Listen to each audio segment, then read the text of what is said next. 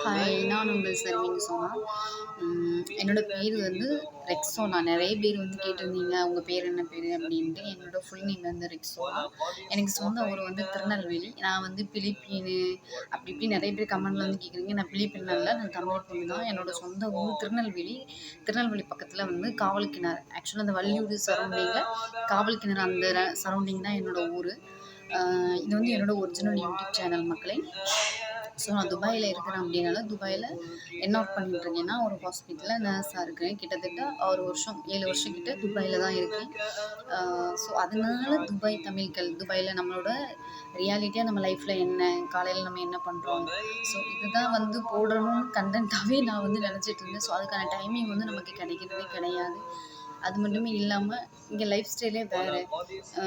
Video நிறைய பேர் வந்து வீடியோ கண்டினியூஸாக போடுங்க அப்படின்னு சொல்கிறீங்க. கண்டினியூஸாக வீடியோ போடுற அளவுக்கு ட்ரை பண்ணிட்டு இருக்கேன். பட் அதுக்கான டைமிங் நம்மளுக்கு எப்பவுமே இங்கே கிடைக்கிறது இல்லை. ஸோ நம்மளோட ஜாப்பும் நம்மளுக்கு கொஞ்சம் இம்பார்ட்டன்ட். ரெண்டாவது அதே சமயம் சோசியல் மீடியாவிலையும் வீடியோ என்னால் முடிஞ்ச அளவுக்கு நான் வந்து உங்களுக்கு கொடுக்குறேன்.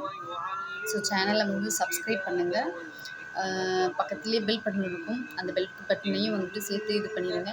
அப்போ தான் நான் போடுற வீடியோஸ் எல்லாமே நோட்டிஃபிகேஷன் உங்களோட மொபைலுக்கு வரும். நீங்கள் உடனே போய் உள்ளே போய் நம்ம வீடியோவை பார்க்கலாம்.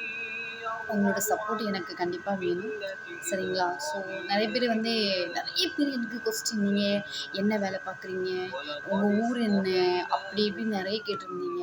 நிறைய பேர் நீங்கள் கேரளாவா, தமிழ்நாடா அப்படிலாம் கேட்குறீங்க. நான் தமிழ்நாட்டு பொண்ணு, அதுவும் திருநெல்வேலி பொண்ணு.